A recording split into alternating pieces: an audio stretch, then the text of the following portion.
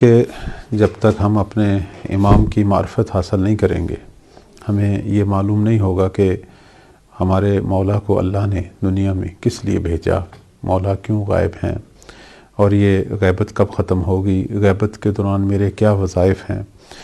میں ایک مسلمان، ایک مومن بغیر امام کے نہیں ہوں، تو امام کا مجھ سے کیا رابطہ ہے، میرا امام کے ساتھ کیا رابطہ ہے۔ جب تک میں ان چیزوں پر غور نہیں کروں گا اور اس رابطے کو نہیں ڈھونڈوں گا، اور یہ ساری چیزوں کا تعلق معرفت سے ہے۔ اب آپ دیکھیں ہمارے امام کی غیبت کی ایک بنیادی جو وجہ ہے جو طلانی ہو رہی ہے وہ یہی ہے کہ لوگوں کی توجہ امام کی طرف نہیں پڑ رہی۔ میں نے جیسے پہلے بھی عرض کیا کہ خود قرآن مجید جس نے روز محشر شکایت بھی کرنی ہے کہ لوگوں نے مجھے چھوڑ دیا، مہجور واقع ہوا ہوں، یہی شکایت جو ہے وہ امام زمان عجل اللہ فرج الشریف بھی کر رہے ہیں۔ آج وہ بھی اسی وجہ سے تنہائی کا شکار ہیں۔ ہمیشہ امت کا ہادی رہبر اس وقت تنہا ہوتا ہے کہ جب لوگ اس ہادی، اس رہبر سے اپنی دنیاوی اغراض و مقاصد کے لیے تو رجوع کرتے ہیں، لیکن اس ہادی کے اس اصل ہدف، جس ہدف کے لیے اسے بھیجا گیا، اس میں اس کی نصرت نہیں کرتے۔ میں آپ کی بات کو کاٹ کے معذرت چاہتے ہوئے ایک جملہ ایڈ کر رہا ہوں جو میں نے دیکھا ہے، جی، کیونکہ گروپوں کے ساتھ بھی میرا زیارتوں پر جانا ہوا ہے، تنہا بھی میں جاتا ہوں لیکن دیکھتا ہوں، کیونکہ میں کوشش کرتا ہوں کہ جامعہ کے ساتھ جو معاملات ہو رہے ہیں اس وقت یا لوگ جو انجام دے رہے ہیں معاملات ان کو سمجھ سکوں، کوشش رہتی ہے۔ قبلہ میں نے کربلا میں بر صغیر کے لوگوں کی بات کر رہا ہوں، دوسروں کی نہیں کر رہا ہوں، کیونکہ فی الحال میری اور آپ کی ذمہ داری ان کے لیے تبلیغ کرنا ہے، ان کی زبان میں بات ہو رہی ہے۔ پوری رات ماتمداری ہو رہی ہوگی، پوری رات عزاداری ہو رہی ہوگی۔ عزاداری کے اختتام پر بیشتر لوگوں کا المیہ یہ ہے کہ ایک دعائے امام زمان کے ساتھ مولا سے تعجیل فرج کی درخواست نہیں ہوتی۔ قبلہ کون سے امام کے پاس جا رہے ہیں؟ جی، امام حسین کے پاس جا رہے ہیں، جس بیٹے کی تمنا، جس بیٹے کے زمانے میں رہنے کی تمنا امام نے کی ہے، جس بیٹے کو خود مولا نے اپنے خون کا منتقم قرار دیا ہے، جس بیٹے کے آنے کا وہ انتظار کر رہے ہیں کہ یہ میرا بیٹا آئے اور میرے دشمنوں سے میرا انتقام لے۔ ہم صبح شام جا کے ان کی مصیبت کا نوحہ پڑھ رہے ہیں اور ہم یہ کہتے ہیں کہ ہم مولا کے دشمن کو عیاں کر رہے ہیں۔ ہمارا یہ نعرہ جلوس نکالتے ہیں، ہماری مصیبت مولا کو تعزیت یہ سب اپنی جگہ، لیکن ہمارے جلوس کا عزاداری کا مقصد یہ کہ ہم دشمن امام حسین کو عیاں کریں، ظاہر کریں۔ جو انتقام لینے آئے گا، جو سب سے بڑا منتقم ہے، جو اس مسئلے کا اصل حل دے گا، جو دشمنوں سے حساب لے گا، اس کو یاد ہی نہیں کرتے ہیں۔ دیکھیں اصل عزاداری کا جو ہدف تھا جس کی وجہ سے پانچویں مولا نے اس کو شروع کیا، اس ہدف سے آگاہی جو ہے وہ نہیں دی جا رہی۔ عزاداری کے کچھ ثمرات ہیں، کچھ اس کے اہداف ہیں۔ ہم نے زیادہ تر جو ہے ممبر کے ذریعے لوگوں کو ثمرات سے تو آگاہ کیا۔ مثلا عزاداری کا ایک ثمرہ یہ ہے کہ انسان جو عزادار ہے مولا کا، اس کے گناہ معاف ہوتے ہیں، اس کی حاجات پوری ہوتی ہیں، اور لوگ جو ہیں وہ اسی گناہ کے معاف کروانے اور حاجات بھی بیشتر دنیاوی، اسی کو سامنے رکھتے ہوئے عزاداری کرتے ہیں یا ثواب اکٹھا ہوتا ہے۔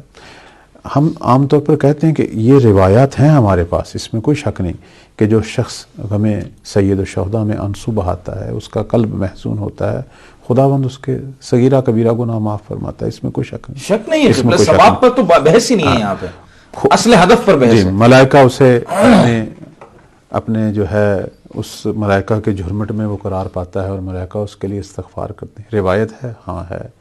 اس شخص کو بے پناہ اجر و ثواب مل رہا ہے، اس میں کوئی شک نہیں ہے۔ اس کی حاجتیں پوری ہو رہی ہیں، لیکن سوال یہ ہے کہ یہ وہ چیزیں ہیں جو اضافی ہیں، جو یہ عزاداری کوئی بھی کرے گا چاہے وہ غیر مسلم ہی کیوں نہ ہو، اسے بھی کچھ نہ کچھ ملے گا، حاجات اس کی بھی پوری ہوگی، اور اس کے بے پناہ واقعات بھی ہیں۔ لیکن ہدف کیا تھا؟ جیسے عام طور پر قرآن مجید کی چونکہ بات ہو رہی تھی، قرآن مجید میں بھی ہم یہ کہیں گے کہ قرآن مجید کی جو تلاوت کی جاتی ہے، آیا ہر کلمہ پڑھنے کا ثواب ملتا ہے؟ آیا ہمارے گناہ جھڑتے ہیں؟ اس میں کوئی شک نہیں ہے۔ آیا قرآن جو ہے وہ ہمارے دل کو روشن کرتا ہے؟ یہ سارے اس کے ثمرات ہیں۔ ہدف کیا تھا اس کو ہم نے جانا چاہیے۔ قرآن پڑھنے کا ہدف یہ تھا کہ اس سے ہم نے اپنی زندگی کے رہنما اصول سیکھنے ہیں، ہماری زندگی قرآنی زندگی ہو، چونکہ اللہ نے قرآن زندوں کے لیے بھیجا ہے، زندہ لوگ اس کتاب کو، کتاب ہدایت کو پڑھیں اور ہدایت لیں، حق الناس کو پہچانیں، حق اللہ کو پہچانیں، آپس کے معاملات، اجتماعی معاملات، سیاسی، اقتصادی، اخلاقیات، رہن سہن، زندگی قرآنی بنے. جیسے کہ امام زمان اجل اللہ فرج شریف کا جب ظہور ہوگا کہتے ہیں کہ لوگوں کی زندگی قرآنی ہوگی، سارے لوگ مجسمہ قرآن ہوں گے. عزاداری کا بھی یہی مسئلہ ہے. عزاداری میں ہمارا، عزاداری کے اندر جو شرکت کرنے کا جو ہدف ہے وہ یہ نہیں تھا. یہ تو ہمیں ملنا ہی ملنا ہے. دیکھو نا، گناہ کا جھڑنا ہے، نیکیاں ہے، ہماری حاجتیں پوری ہونا ہے، لیکن یہ ہمارا ہدف نہیں ہے. ہدف وہ ہے کہ جس کے لیے امام باقر علیہ السلام نے حکم دیا تھا عزاداری کی جائے. ہدف کیا تھا؟ کہ ہر زمانے کا امام جو ہے ہماری عزاداری کے وجہ سے تنہا نہ رہے، ہر زمانے کے امام کو ناصر ملیں، اور بالخصوص امام قائم علیہ السلام کے ظہور تک ہم لوگ انہی عزاداری اور انہی مجالس کے ذریعے تیار ہوں. اسی لیے تو ہم کہتے ہیں کہ عزاداری درسگاہ حسینی ہے. کیا یعنی ہم نے یہاں سیکھنا ہے کہ انسان جو ہے وہ امام کی نصرت کیسے کرتا ہے. چونکہ کربلا جو ہے وہ انصار امام حسین کی وفا کی تجلی ہے. امام سے وفا کیسے ہوتی ہے کہ کیوں انسان اپنے امام کے لیے جان دیتا ہے، اپنے بچے دیتا ہے، اپنا مال دیتا ہے. امام کی نصرت کرنے میں کتنی قربانیاں دینی پڑتی ہیں، وہ ساری ہم ایک منظر کشی جو کرتے ہیں ان قربانیوں کی. جیسے میں پچھلے دنوں ایک مقام پر زائرین کی خدمت میں تھا، تو میں نے زائرین سے ایک سوال کیا. میں نے کہا مجھے یہ بتائیں، یہ جتنے بھی شہداء کربلا ہیں جن کا ہم ذکر مصائب کرتے ہیں، اس وقت یہ کہاں ہیں؟ آیا یہ عالم برزخ میں پروردگار کی نعمتوں میں غرق نہیں ہے؟ سب نے کہا ہے. میں نے کہا اللہ نے ان کو بلند ترین مقامات پہ فائز نہیں کیا؟ سب نے کہا فائز کیا. پھر ہم کس لیے رو رہے ہیں؟ یہی سوال تو دوسرے مکاتب فکر بھی کرتے ہیں کہ آپ کس لیے رو رہے ہیں؟ اللہ تو شہداء کو عظیم مرتبوں پر فائز کرتا ہے. تو اس کا جواب جو ہے وہ دو ہیں. ایک تو ہم اس لیے روتے ہیں کہ ان پر جو مظالم ہوئے ہیں، بے شک وہ جو دردناک مظالم جو آل محمد پر اور گھرانہ رسول پر، کہ ان کا یہ حق نہیں تھا کہ ان کے ساتھ یہ سلوک ہو، اس پر انسان کا دل کٹتا ہے، انسان روتا ہے. ایک تو یہ ہے. دوسرا جو اصل ہمارا جو ہدف ہے اس گریے کا وہ یہ ہے کہ آج بھی ایک حسین مہدی کی شکل میں موجود ہے. اس کو علی اکبر جیسے جوان بھی چاہیے، اسے مولا عباس جیسے جوان بھی چاہیے، اسے حبیب جیسے، اسے حر جیسے، حتیٰ علی اصغر جیسے، اسے زینب و کلثوم جیسی، اسے ہم میں سے وہ تمام باوفا انصار چاہیے کہ جن میں 72 کی مثال جو ہے ہم کربلا میں دیکھ رہے ہیں، اور بہت ساروں کی مثال جو ہے وہ کوفہ اور شام میں دیکھ رہے ہیں. اسیران کربلا، اسیران اور شہداء کربلا دونوں کی محنتوں کا یہ ثمرہ ہے کہ آج ہم حسینی ہیں، آج یہ عزاداری برپا ہے. عزاداری خود بخود جو ہے وہ ہمارا ہدف نہیں ہے. عزاداری ایک راستہ ہے ایک ہدف تک پہنچنے کا. جیسے ہم نماز پڑھتے ہیں، جیسے ہم وضو کرتے ہیں، وضو خود بخود ہدف نہیں ہے.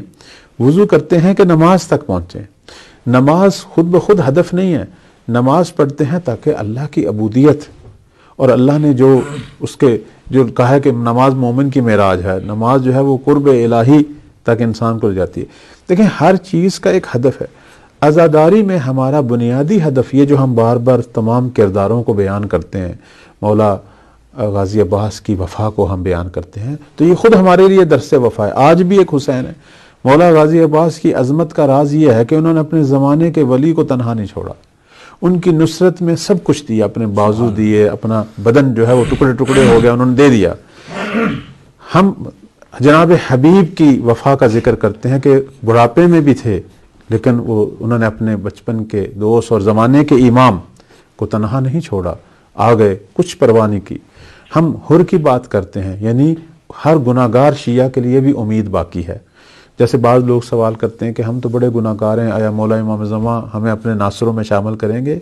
حر کا واقعہ ہمیں بتاتا ہے کہ شامل کریں گے. بالکل کریں گے. تو یہ ساری چیزیں جو ہیں اگر غور کیا جائے، اون محمد جیسے بچے جوان اور حضرت قاسم جیسے، پتہ چلتا ہے کہ مولا کی نصرت کے لیے نہ کوئی عمر کی قید ہے. انسان اپنی عمر کے کسی بھی حصے میں ہو، بچہ ہو، جوان ہو، نوجوان ہو، بوڑھا ہو، امام کو ناصرین کی ضرورت ہے. عزاداری اصل میں زمانے کے ولی کے لیے ہمیں تیار کرتی ہے. اصل اس کا ہدف یہ ہے. اگر ہم یہ ہدف پا رہے ہیں اور اگر ہم تیار ہو رہے ہیں، مطلب کیا ہے؟ مطلب یہ ہے کہ ہر دفعہ جب ہم مجلس میں جاتے ہیں، عزاداری کی محافل اور مجالس میں شرکت کرتے ہیں، ہمارے اندر تبدیلی پیدا ہو رہی ہے، ہم وہ کل والے نہیں ہیں، آج ہم بیشتر اچھے ہو گئے ہیں اپنے تمام امور میں، بیشتر ہم پہ رنگ الہی غالب آ گیا ہے، پتہ چلتا ہے کہ یہ امام مہدی کی امت ہے، ٹھیک ہے؟ اب ہمارے شیطانی کام کم ہو رہے ہیں، ہماری زندگیوں سے گناہ ختم ہو رہے ہیں، ہماری زندگی جو ہے وہ نیکیوں والی زندگی ہے، جس طرح ایک اولیاء خدا کو ماننے والوں کی زندگی ہوتی ہے۔ ہم اپنے اندر جو ہیں وہ بوذر، سلمان، مقداد، عمار، حبیب، مسلم اور ان جیسی شباہتوں، ہم تو ان کے پاؤں کی خاک نہیں ہیں، لیکن اگر ہم دیکھ رہے ہیں کہ ہم ان کے نقش قدم پر چل رہے ہیں، ٹھیک ہے، تو اس کا مطلب یہ ہے کہ یہ عزاداری ہمیں تیار کر رہی ہے۔ لیکن اگر عزاداری ہمیں ہمارے جو وقت کے ولی کے حوالے سے جو فرائض ہیں، اگر اس میں یہ عزاداری ہمیں تیار نہیں کر رہی، تو پھر یہ ایک ایسا پھول ہے جس میں خوشبو نہیں، یہ ایک ایسا جسد ہے کہ جس میں جان نہیں۔ تو پھر اس کو بامقصد بناؤ، ایسے لوگوں کو لاؤ کہ جو ہمیں ہمارے اہداف تک، جس کے لیے امام منتظر ہیں، ان اہداف تک ہمیں جو ہے وہ تیار کرے۔ آج اگر ہماری عزاداری ہمیں امام زمان کے ناصرین کی صف میں نہیں لا رہی، تو پھر عزاداری پہ سوچنا چاہیے، ایک سوالیہ نشان عزاداری پہ ہے، پھر یہ کس لیے ہے؟ اتنا وقت جو ہے اس پہ صرف ہو رہا ہے، اتنا اس پہ پیسہ، جیسے آپ نے بھی فرمایا کہ پوری رات ماتم ہوتا ہے۔ اگر وہ پوری رات ماتم کرنے والا شیعہ صبح کی 2 رکعت نماز فجر نہیں پڑھ رہا، اگر وہ خدا کی بارگاہ میں سر جو ہے وہ سجدے میں نہیں رکھ رہا، اگر وہ اپنے زمانے کے امام کے ظہور کی دعا نہیں مانگ رہا، تو پھر ہم یہی کہیں گے کہ اس شخص کی عزاداری کا کوئی ہدف نہیں تھا، اس کے اپنے اہداف ہیں، یہ زمانے کے امام کے ہدف پہ نہیں چل رہا۔ دیکھیں نا، ہماری اپنی زندگی کے بھی چھوٹے ہدف ہیں، لیکن اصل میں ہمارا ہدف وہی ہونا چاہیے جو اللہ نے ہماری خلقت کا ہدف بیان کیا، عبودیت پروردگار، یا خدا نے ہمیں قرآن میں کہا ہے کہ زمانے کے ولی کی اطاعت کریں، اللہ کی اطاعت کرو، رسول کی اطاعت کرو اور اولی الامر کی اطاعت کرو۔ ہمارے اہداف یہ ہیں۔ اس لیے ہم کہتے ہیں کہ جب تک ہماری زندگی قرآنی زندگی نہیں بنے گی، اتنی دیر تک ہم زمانے کے امام کی منشا کے مطابق والی زندگی کو بھی اختیار نہیں کر سکیں گے۔ سارے راستے قرآن بیان کر رہا ہے، قرآن جو ہے وہ مشعل راہ ہے، قرآن بتا رہا ہے کہ مہدی کو کیسے شیعہ چاہیے۔ یہ جو 270 آیتیں ہیں قرآن مجید میں، ان کی فہرست موجود ہے۔ ہمارے مومنین کو چاہیے، ہمیں چاہیے، ہم سب کو چاہیے کہ ان آیات پر غور و فکر کریں، پتہ چلے کہ وقت کا امام ہم سے کیا چاہتا ہے، اس کے مطابق اپنی زندگی ڈھالیں۔ پھر وہ کلچر انتظار اصلی شکل میں آئے گا۔ پھر سارے شیعوں کے یہ جو مختلف ہم گروپ دیکھ رہے ہیں، کوئی غالی ہے، کوئی مخالف ہے، کوئی مقلد ہے، کوئی غیر مقلد ہے، کوئی اپنے آپ کو مولائی کہتا ہے، کوئی ماتمی کہتا ہے، یہ سارے کلچر انتظار میں ڈھل کر منتظر بن جائیں گے، امت واحدہ، امت منتظر بنیں گے، اور یہی امت جو ہے اسی میں سے مولا کے ناصر نکلیں گے۔ وہ 313 ناصر بھی نکلیں گے، وہ 10,000 یا 12,000 ناصر بھی نکلیں گے، اور یہیں سے مولا کے ظہور کا آغاز ہوگا۔ راستہ یہی قرآن اور یہی احادیث محمد وآل محمد سے شروع ہوتا ہے۔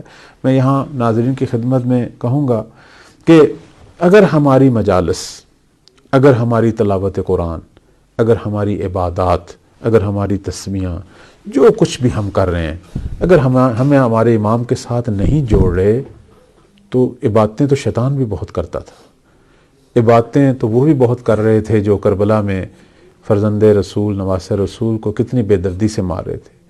عبادت تو داعش اور طالبان جیسے لوگ بھی بہت کرتے ہیں کہ جنہوں نے بے پناہ شیعوں کا، بے گناہوں کا خون بہایا۔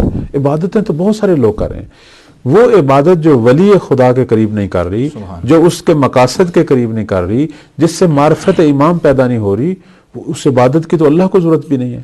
یہ ہمارے ممبر سے یہ جو روایت پڑھی جاتی ہے کہ اللہ نے کہا کہ اگر کوئی، یہ رسول اللہ صلی اللہ علیہ وآلہ وسلم کا فرمان ہے کہ اگر کوئی شخص سارا سال جو ہے وہ روزے رکھے، ساری رات کھڑا ہو کے عبادت کرے، احد پہاڑ جتنا سونا اللہ کی راہ میں خرچ کرے، ٹھیک ہے، اور پیدل حج کرنے کے لیے جائے، اگر اس کے دل میں علی ولی کی محبت نہیں ہے، ان کی اطاعت نہیں ہے، تو خدا اس کی عبادتوں کو، اس کی ان ساری چیزوں کو دیکھے گا نہیں، بلکہ وہ جنت کی خوشبو نہیں سونگے گا۔